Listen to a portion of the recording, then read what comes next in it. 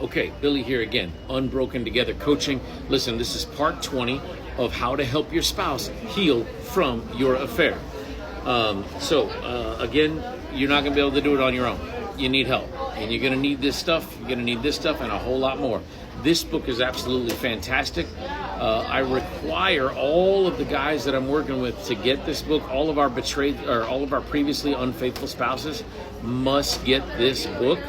How to Help Your Spouse Heal from Your Affair by Linda McDonald. And Linda McDonald has written this book. Let me tell you, it by far does not have everything you need in it. But man, it is so good. You're going to need this stuff just to get things going, at very least to get things started. So as we go forward, here we go. We're in part 20, about halfway through, all right? Successful rebuilders accept full responsibility for their actions. This means no excuses or shifting blame onto the unfaithful spouse. Rebuilders get help, such as counseling, a recovery group, and or mentoring, so that they can overcome their rationalizations of rationalizations for the affair. They seek to undo all the lies that they told themselves for permission to be unfaithful. Let me tell you how that starts. You're not talking about the issues that are going on within the marriage. You're not talking about whatever your problem is, whatever you're feeling that you need or want that you're not getting. Those things are not being discussed. And when they're not being discussed, then we say to ourselves things like, my spouse doesn't get me. My spouse doesn't understand me, right? And then what does that do? That leads you to the place where you make the choice to enter into an affair, and then to justify continuing that affair, you don't speak up about not only the affair, but again, you keep not talking about the things that you need or want within the marriage. You're not talking about the deficits that you know are in the marriage, and now you're doing it. Now you're not talking about it just so you can continue to justify the affair. Okay? They seek, though, to undo. Successful rebuilders seek to undo all the lies that they told themselves for permission to be unfaithful. From self-pity to their spouse's imperfections, they realize no excuse justifies intimate betrayal. Successful rebuilders acknowledge the fact that no one made them get involved with somebody else. Nobody made you do it. Okay? They accept full responsibility for crossing the lines that led up to their affairs. Successful rebuilders seek professional help to explore recent stressors as well as childhood experiences that may have predisposed them to sexually act out. Now listen to me, because this is where I'm going to go over this list of different things that she lists in here. But these are not excuses. These are not excuses that are given to you in order to be able to continue bad behaviors, okay? It's not how this works at all. So common predisposing factors may include a recent death in the family, a job demotion or promotion, the recent birth of a child, an overly child-centered marriage, a lack of emotional needs met in childhood, abandonment by a parent, being indulged by a doting parent, cultivates a sense of entitlement sometimes, a parent confiding in the child as a peer or surrogate spouse. Side with your spouse, not your parents, okay? Unresolved childhood trauma or grief, prematurely being forced to be an adult, learning to compartmentalize feelings in order to cope with the pain of childhood abuse, having a parent who justifies his or her own infidelity. This is a big one that we see constantly, all right? Negative attitudes by a parent toward members of the opposite sex.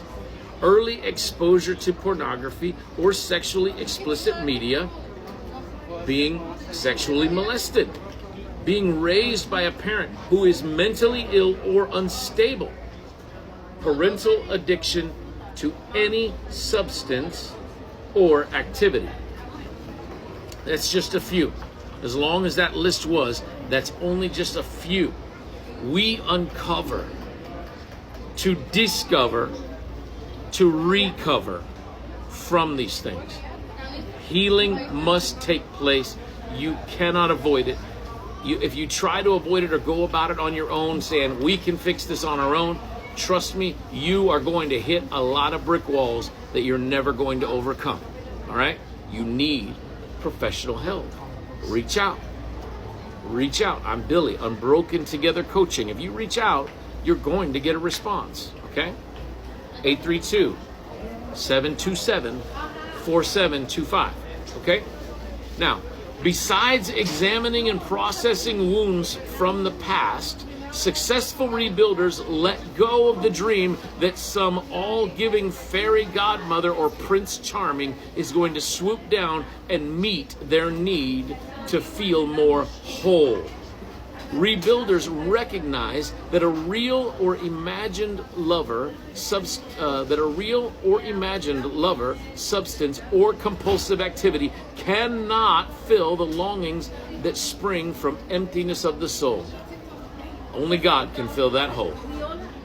That's something that here I absolutely 100% truly believe. Only God can fill that hole. All right?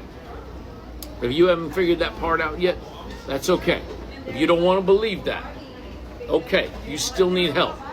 All right? If you come to us and you say, "Well, I don't want a spiritual perspective on the recovery process," fine. That's perfectly fine, because the tools that we give you work in every marriage. And let me tell you something. There's a big problem with Christians today in this too. There's a big problem where atheists have better recovery and better marriages all around than a lot of Christians do. Because we really don't get it sometimes. I'm telling you, there's a lot of people out. Hear me out, Christian. You need to hear this. You need to hear this, because there is training that you need that you do not have. There's pastors, hear me. I'm working with pastors all the time.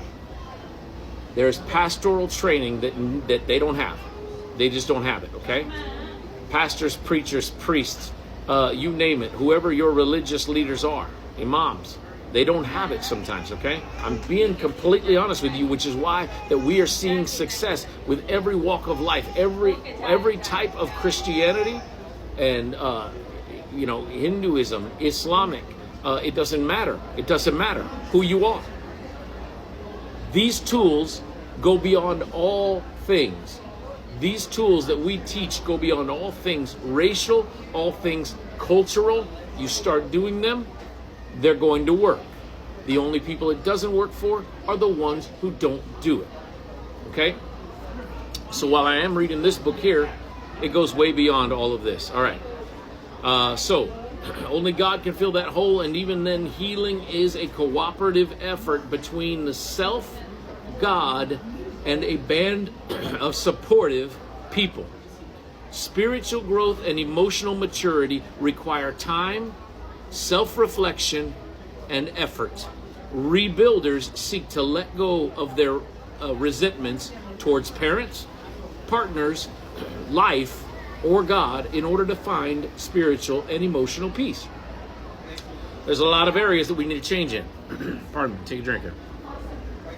There's a lot of areas that we need healing in that'll get us there, because it was all of these things that caused the problems to begin with. It was all of those things, even as far back as childhood, that caused all of these things to happen to begin with. We need to be healed. In summary, smart rebuilders do not minimize the impact of their actions. They face the ways that they have hurt family members and accept responsibility for inviting negative or angry responses from their spouses. They retrace their steps to better understand their choices. They recognize the selfishness of their thinking and actions. They know they broke their marriage vows and freely admit this to their spouses. Why? Because they want recovery, and you're not going to get it otherwise. So let's be honest with ourselves. Let's be honest with our spouses. Let's get recovery. Let's see it happen. There is no reason whatsoever why you should not have it. So if you need individual help, reach out. You want marital help as a couple, we have a program that will get you there. All you got to do is do the work.